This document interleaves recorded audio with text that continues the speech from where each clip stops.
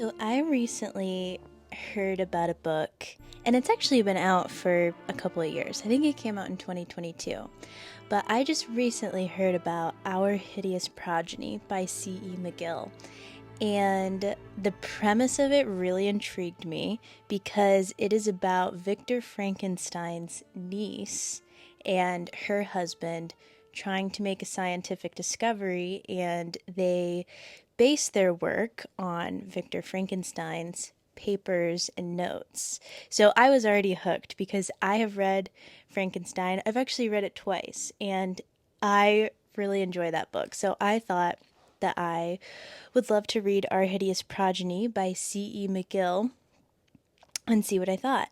And I was very pleasantly surprised. I think sometimes I go into a work that's based on a classic and with a little bit of trepidation because there's a lot to mess up, right? Especially with a book that's really well loved and is considered a masterpiece. I think it can be really hard, but I think that Our Hideous Progeny did a really good job, and I think that part of the reason is because it's not a retelling. It's not really like a modern version or anything. It is just, I mean, it's a spin off story, I guess. It's a revisiting of Frankenstein.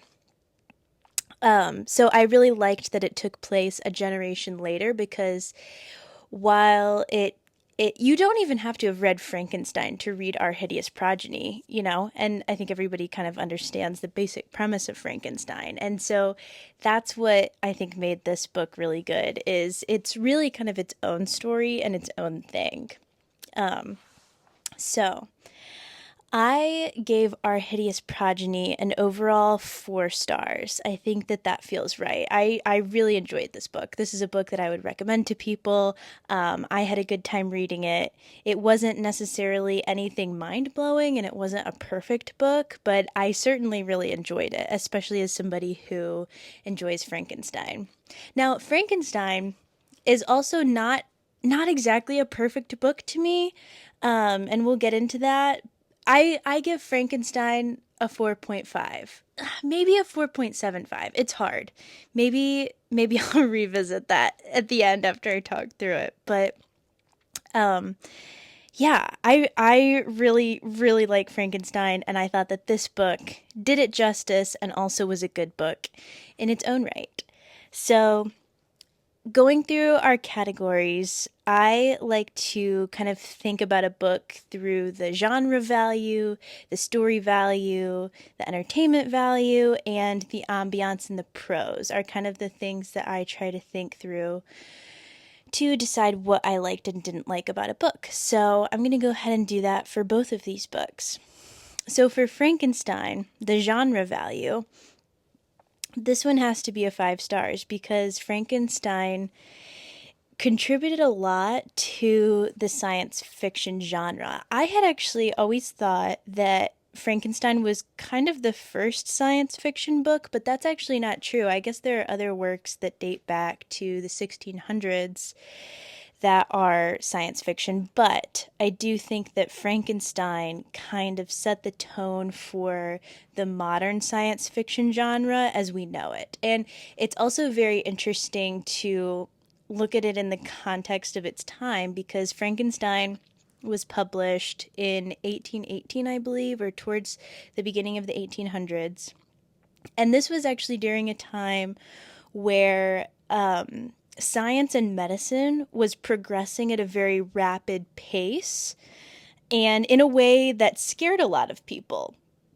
And that kind of sounds silly to us now because why would you not want medicine to progress? But I think that a lot of people thought a lot of the advancements in science and medicine were scientists kind of trying to play God in a way, which is, obviously funny to look back on now, but because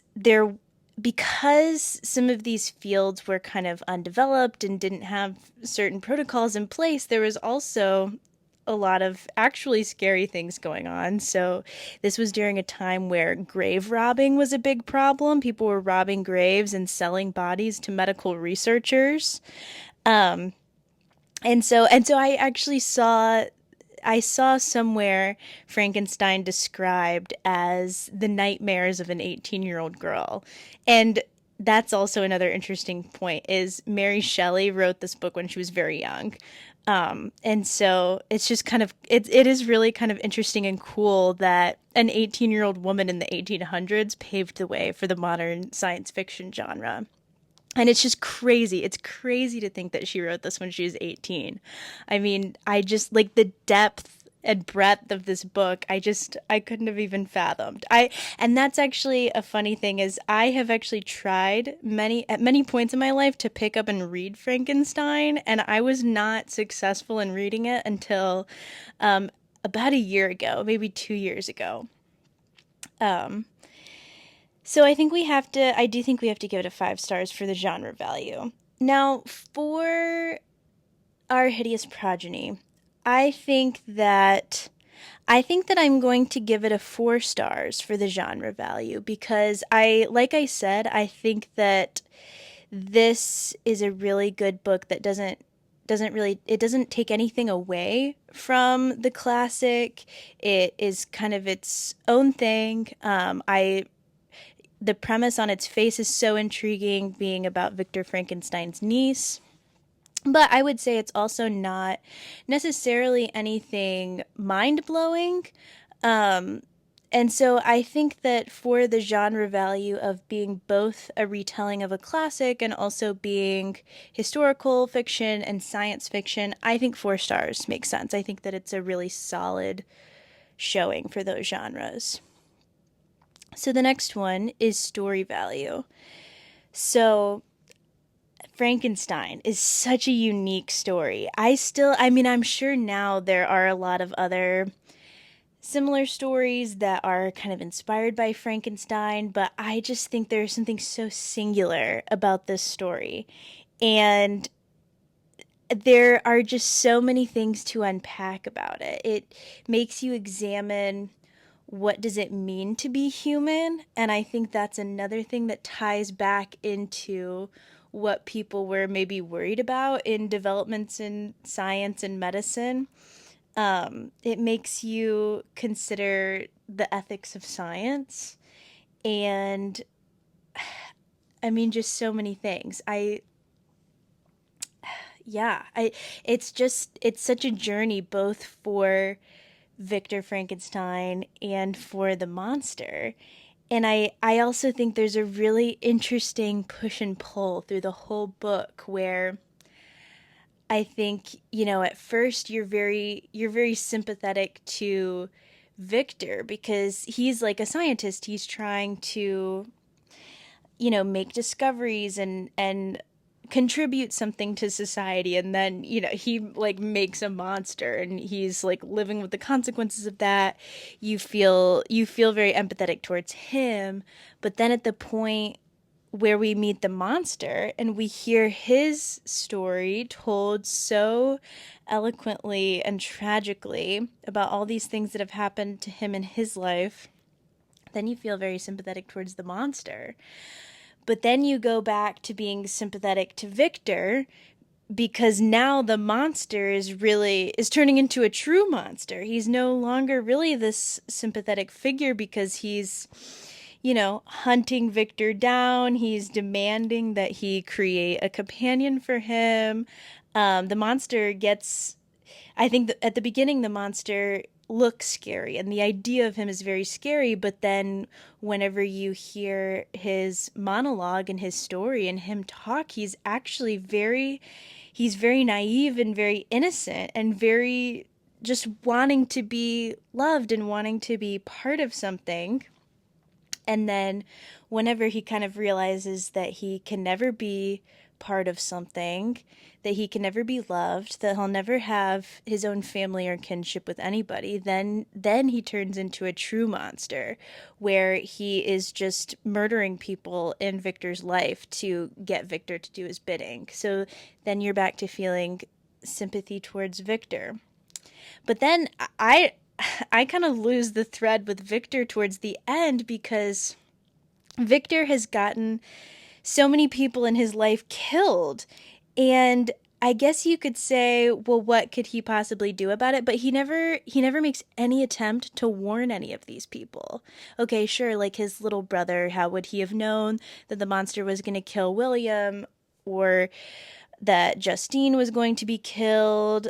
But then at some point, I think Victor does take responsibility, right? Because he let his best friend Henry go with him, even though he knew that the monster was following him and was after him, and the monster had made explicit threats towards his family.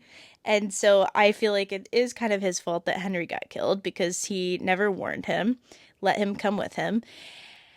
And then it's very frustrating whenever the monster kills Elizabeth, Victor's wife, because from the very first one of the first interactions Victor has with the monster tells him that I will be with you on your wedding night. And he like says this over and over again. Or, I'm sorry, Victor says this over and over again in his head, remembering it, being scared of it. And apparently Victor thinks that this means the monster is going to kill Victor. But that actually makes no sense because Victor is the only one who can do what the monster wants, which is to create a companion for him. And the monster also, that's obviously how he has tortured and controlled Victor the whole time, is by killing his family members.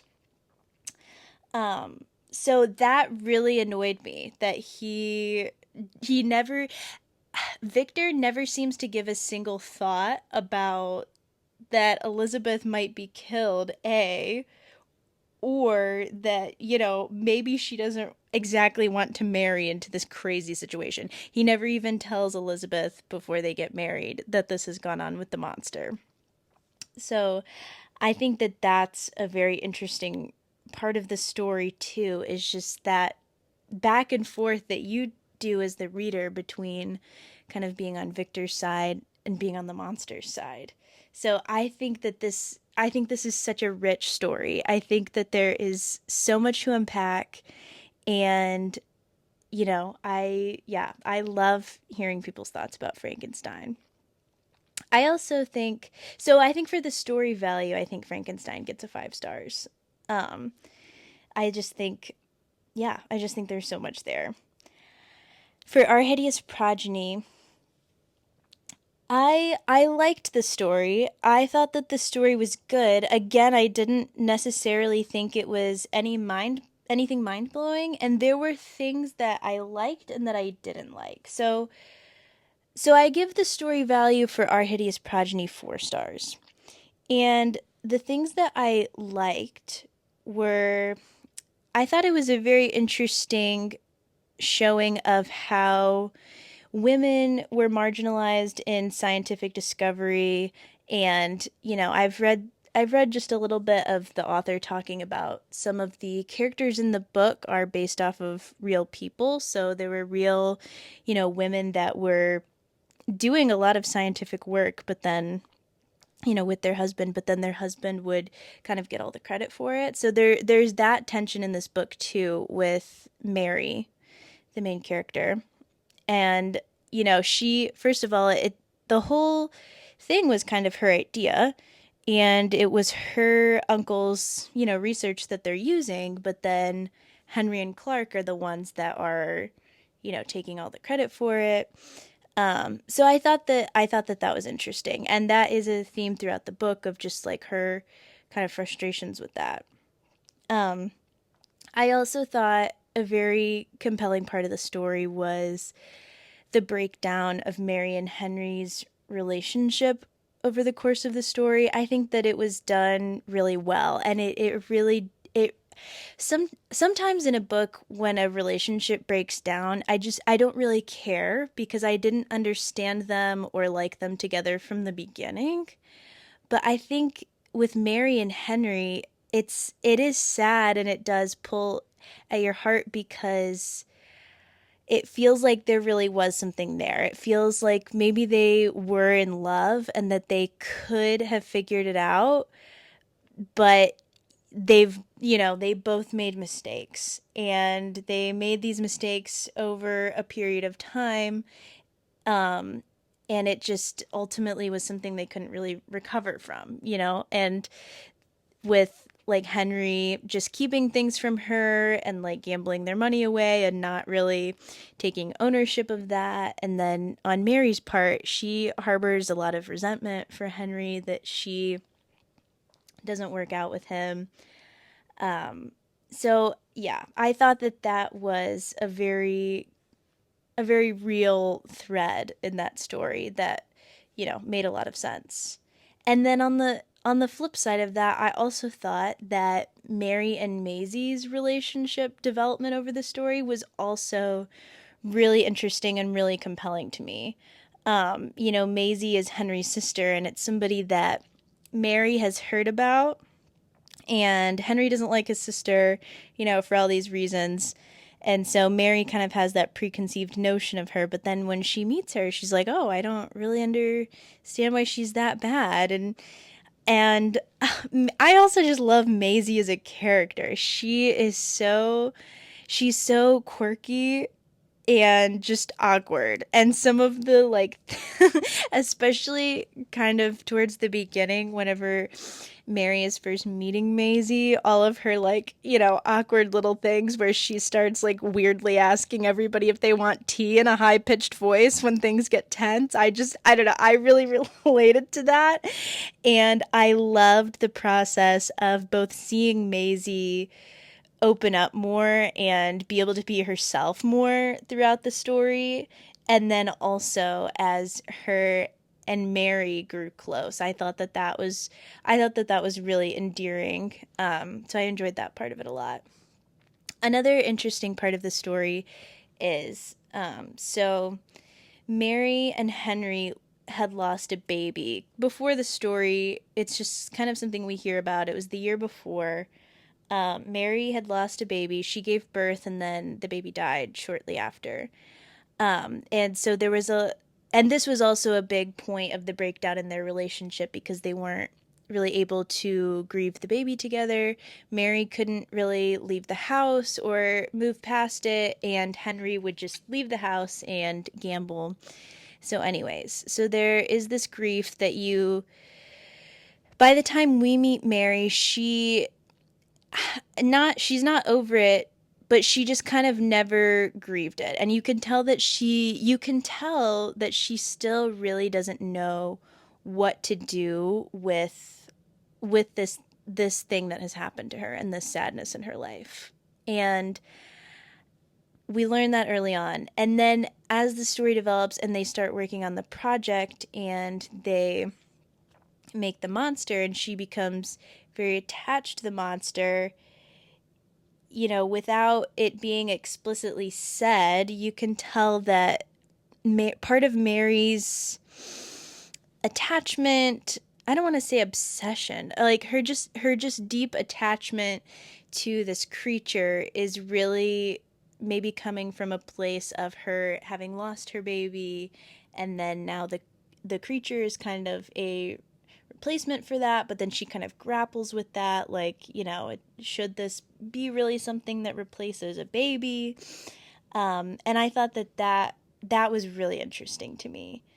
And what I also liked about that, sometimes this kind of thing in a story is where an author will want to hit this home so hard that they will do a lot of telling and not show.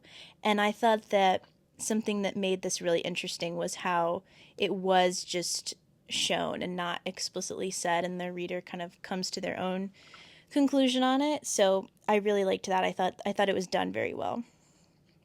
Some things that I didn't like in the story.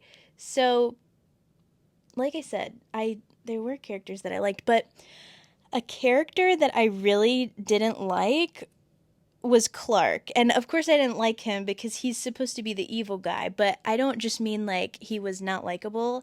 I didn't understand his character or his motivations. He just was not a very fleshed out character. He really just kind of shows up. There's like a weird inserted backstory of a time that he met Mary when they were kids, but then he really does just kind of show up, and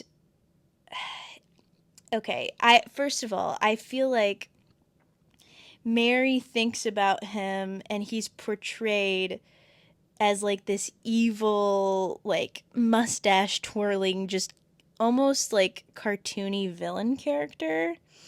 And it doesn't really make sense to me because the reason that Clark shows up and demands that he is part of the project with Mary and Henry is because Henry owes Clark like a lot of money. Like he's borrowed a lot of money from Clark, okay? So on one hand, it's like, yeah, I mean, Henry did like borrow a ton of money from him and he is indebted to him. That doesn't seem like the worst thing that he could have done. Like, to collect his debt. Like, he just wants to be part of the project with them. Like, okay. And then that's going to absolve them of their debt. I don't know why that really makes him so evil. Like, I get that he's annoying to work with or whatever, but it does seem like he actually makes contributions. And then the other thing is that Mary is always so angry at Clark because of the way she thinks that he doesn't care about the monster, the sea monster that they made. And I guess where that really falls apart for me is I don't feel like if you want to go there, Mary, I don't really feel like we're in a very ethical place to begin with because what they did to create this sea monster is they've, I guess, done all of these experiments on mice and other animals, and then they want to recreate this historical sea creature using a bunch of different parts from modern sea creatures. So I think it has like a turtle's head and, like dolphin fins. I can't even remember what else, but it's just like a hodgepodge of different sea creatures. So, I mean, that doesn't seem great because then they stitch all these different parts together, make an entirely new creature, and then it's like later it kind of starts falling apart and like it's obviously like the stitches are falling out. It's probably like in a lot of pain. So, and it's like they kind of had to know that that was a possibility going in. And then she's just always so upset at Clark because he doesn't, I don't even know what she gets mad at him about. Like whenever Clark steals the sea creature, he just like puts him in a tank and she's like, "Oh my god, like I can't believe he just like put him in the tank and he's just going to take him in a carriage." She like I don't know. That really fell flat for me because I also don't think that Mary is a very ethical character, especially relating to the project specifically. So, yeah. And then at the ending, Mary releases the sea monster, into the sea.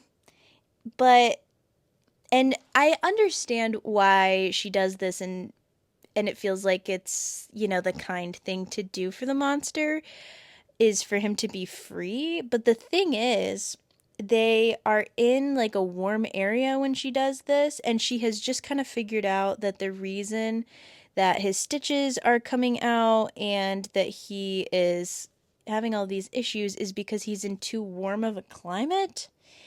Um, and so it actually seems like she really thinks as soon as she releases him that he's going to die. So I don't, that feels like a weird choice. It seems like it would have been pretty easy for her to just take him back to Scotland and release him there where he would have a better chance. Um, yeah, so I don't really know what the author was trying to get at with why Clark was like such a bad guy with those things. I also felt like we kind of fell off with Henry at the I'm sorry, I am going to say one more thing about how Mary is unethical, and this is actually like the biggest one. So Mary kills Clark towards the end of the book whenever they go and try to take the sea creature back after he has stolen the sea creature away. And she shoots him in the head, and she did not need to.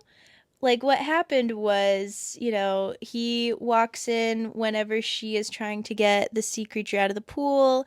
They end up like having a struggle, and she pulls him into the pool, and then the sea creature like bites a chunk out of his leg, so he's like incapacitated. So Mary gets out of the pool, and then Clark is like struggling, like trying to get out of the pool, but I really don't think he was really like a threat at that point, because he was like half drowned and like had a huge chunk out of his leg.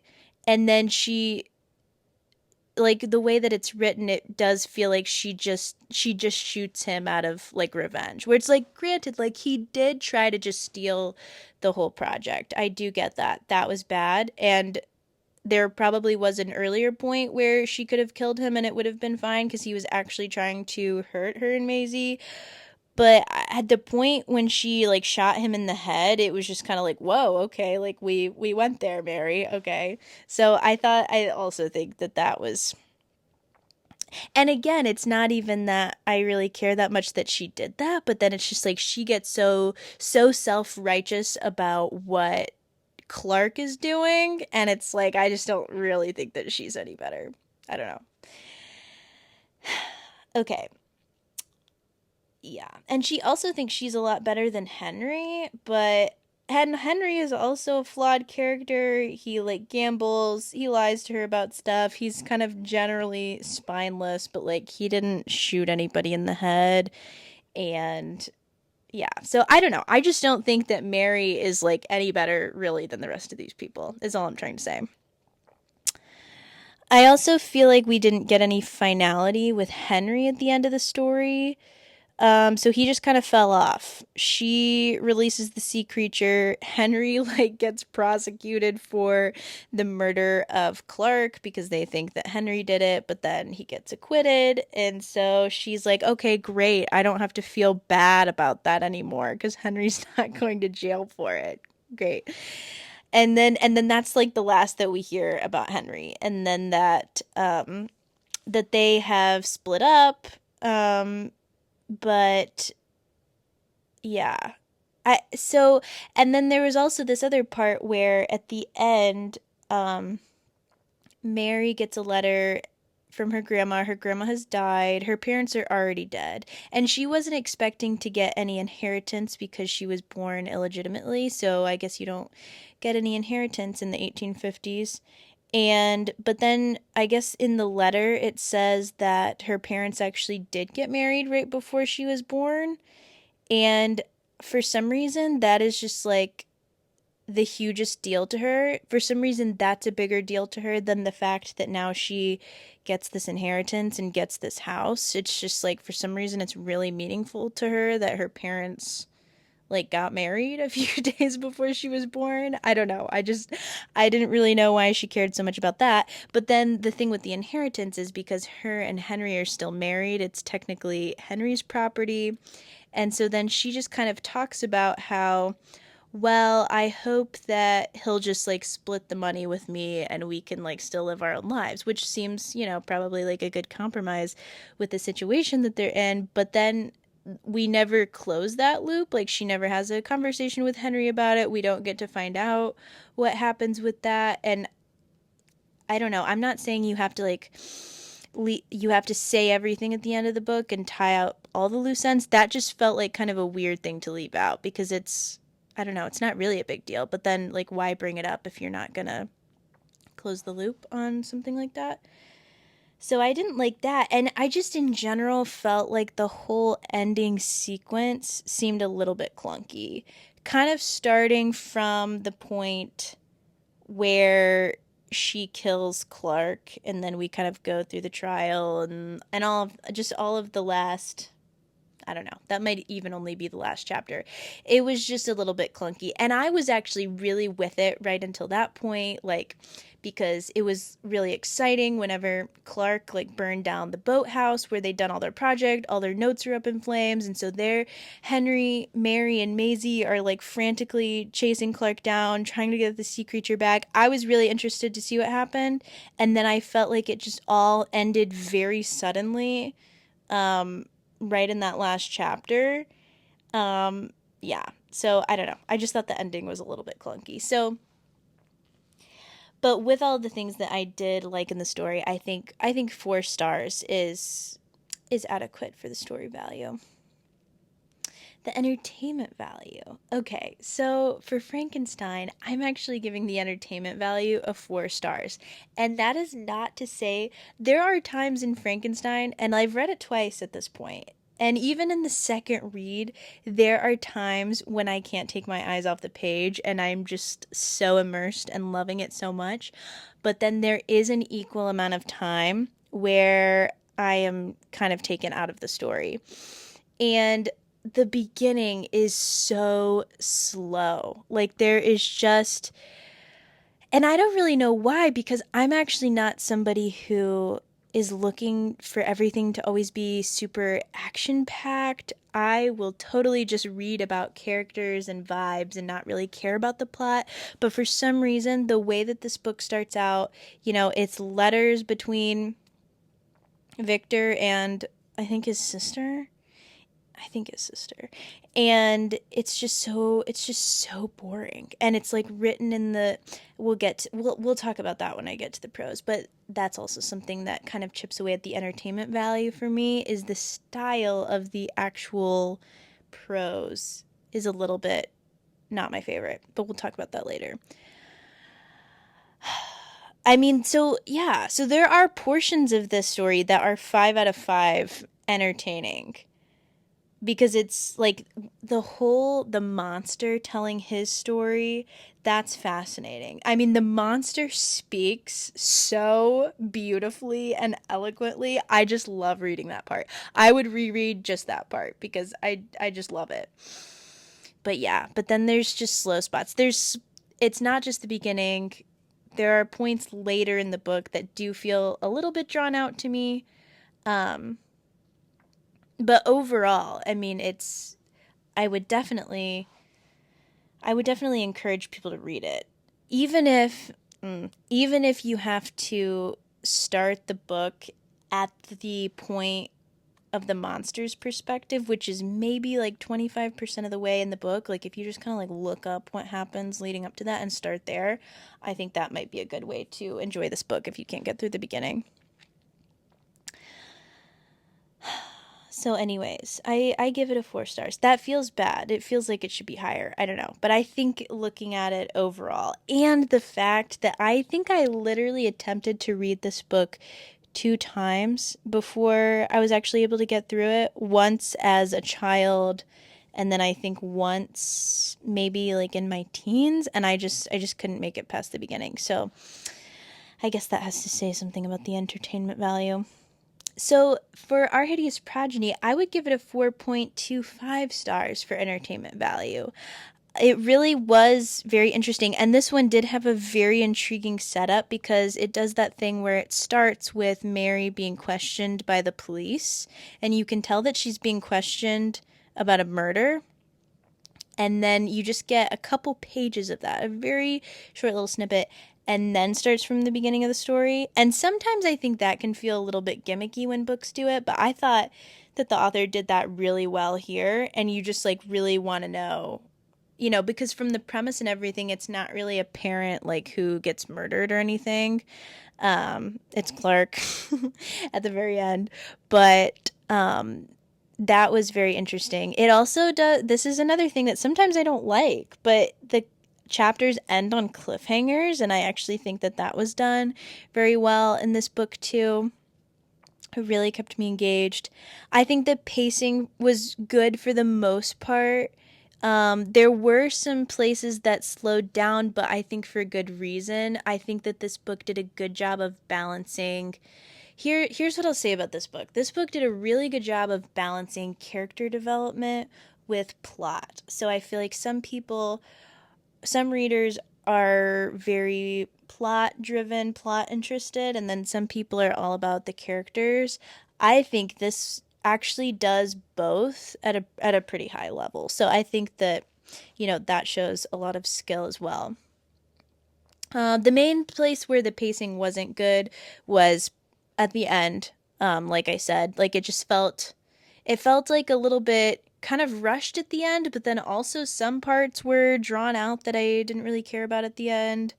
Um, yeah, so that's what I'll say about the pacing. But I really enjoyed this story. It felt, the characters and a lot of the situations felt very real and vivid. It also felt layered and not like things were just kind of like thrown in for the most part. Like all of the character development about Mary and Maisie, and it's from Mary's perspective that we're hearing from, so we really learn the most about her.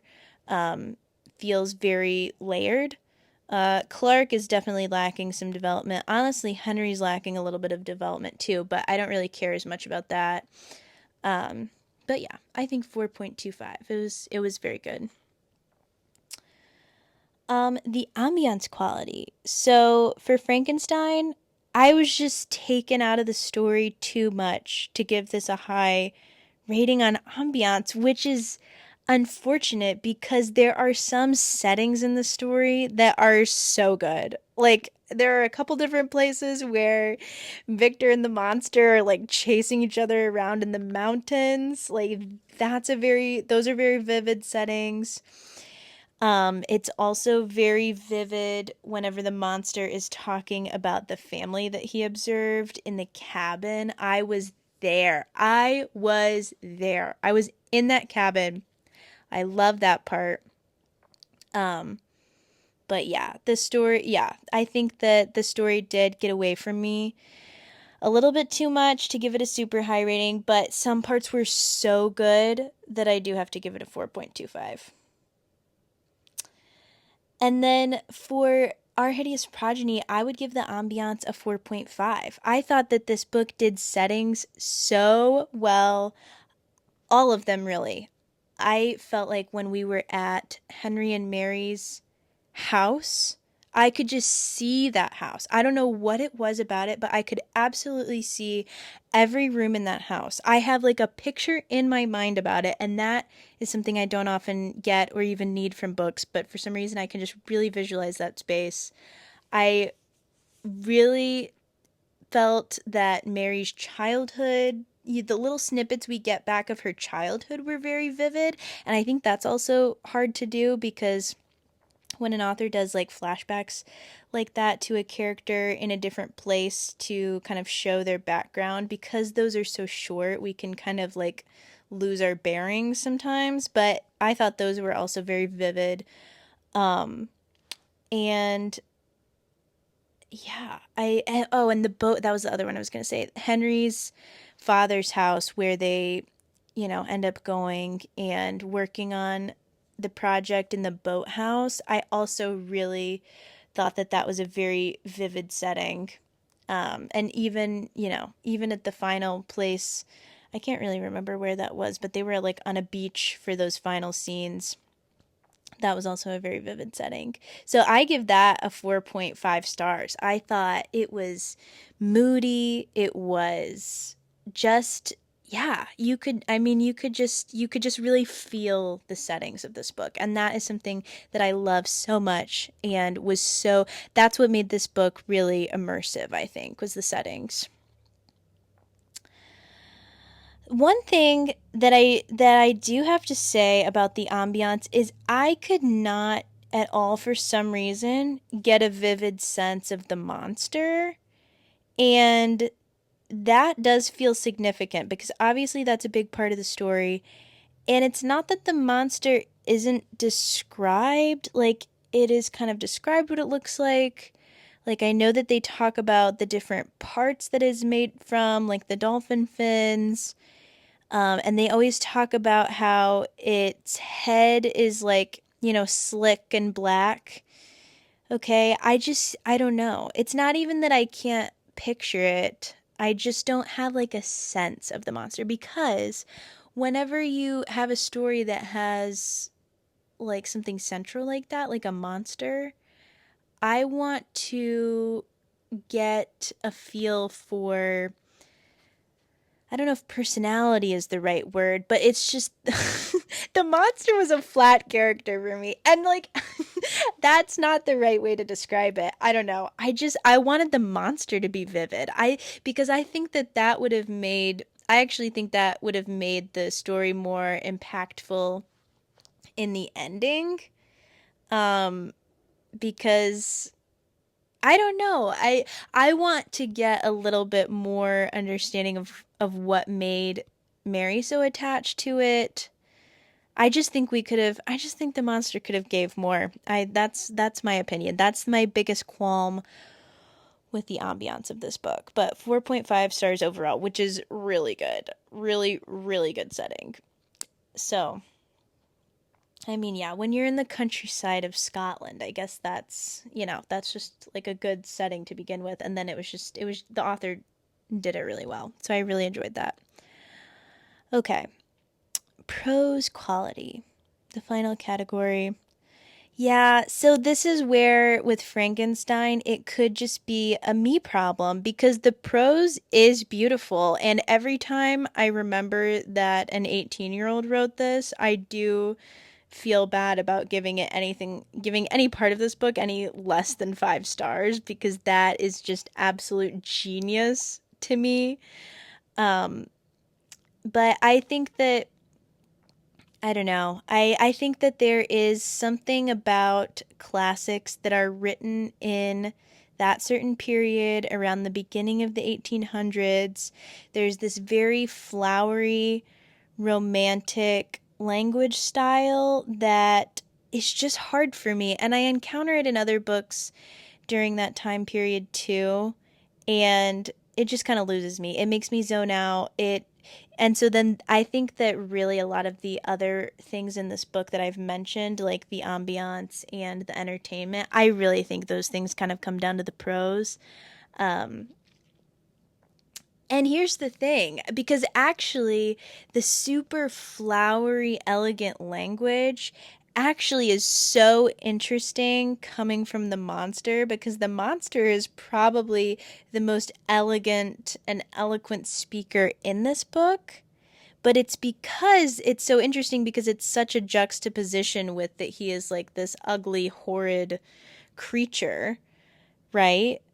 So I'm locked in with that, but then suddenly whenever Victor's going on and on and on and on and I don't know. I just can't.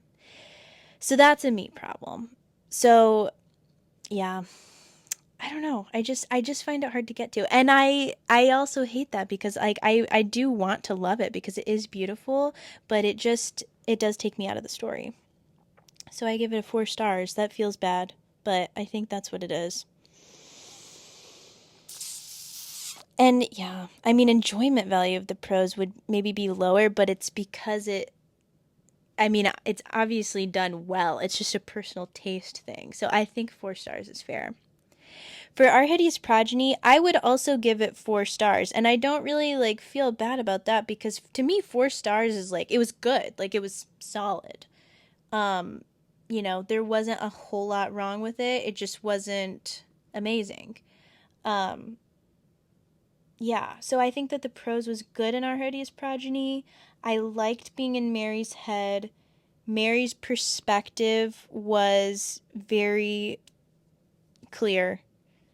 Um, I could always understand what she was thinking and how she was looking at things. And then even some of the qualms that I have with Mary's character, I think part of that might be you're supposed to be getting this sense that Mary is becoming a little bit delusional by the end. I don't know. That might not be the point. That might not be the point. But to me, it felt like Mary was getting a little delusional by the end, just with the way that she was acting. And so there are things, in the second half of the book that maybe don't really make sense that she's thinking. But then it's like I could always point it back to, okay, well, she's like just kind of like in an obsessive state right now with this monster. And, it's kind of related to this grief that she has about her baby. So I don't know, it all kind of like fit to me. Um, it wasn't anything particularly remarkable. I didn't feel the urge to really highlight or underline anything in this book. I think the prose in this book really just did the job for this story. So yeah, I give it a 4 stars. I really liked both of these books. I would recommend both of these books to different people, maybe some of the same people, but yeah, I think Frankenstein is a good book. I kind of do think everybody should read it, but also if you can't again, if you can't make it through some parts, I really think that it is okay to kind of skip around and catch up with summaries. I think Frankenstein could have used another round of editing. Again, I feel bad saying that because yeah, but so I would recommend reading it. I really would. And here's the other thing. It's not very long. I actually think it's only like 200 pages. I would have to double check. I read it on my Kindle most recently, and I can't really visualize how long it was, but I really think that it was only about 200 pages, which is another thing. Like a book that's only 200-ish pages should not feel as sluggish, right? Because you can read like a 600-page book and like fly through it and be with it every step of the way. So, anyways, give it a read. Our Hideous Progeny, I think that if you like historical fiction, I think you would like this book. Science fiction, this is not really a science fiction book, I wouldn't say. I don't know. I'm not really the person to give an opinion on this because I don't really read a lot of science fiction.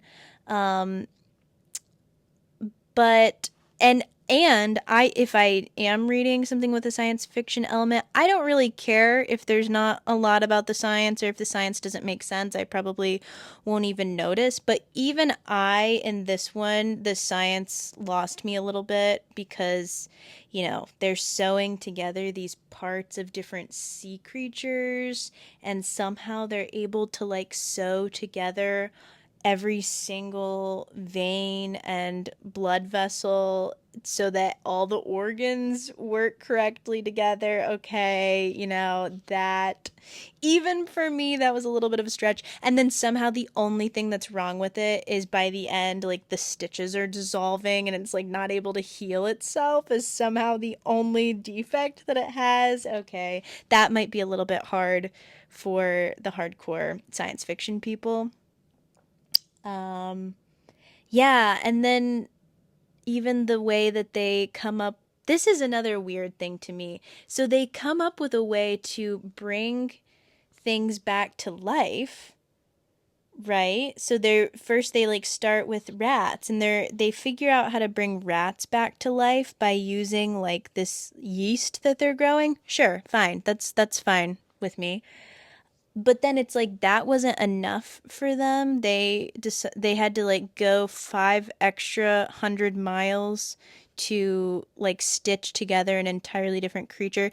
It kind of makes sense. It's because they are like um what's the word I'm looking for? Paleontologists. So they're wanting to make a model of like a certain ancient reptile, and it's like to show how this other scientist that they don't agree with is wrong. Sure, sure, sure. I get all of that. It just, all of it together did feel a little bit of a stretch. So, I don't think that this is like for the science fiction readers. This is for the historical fiction readers.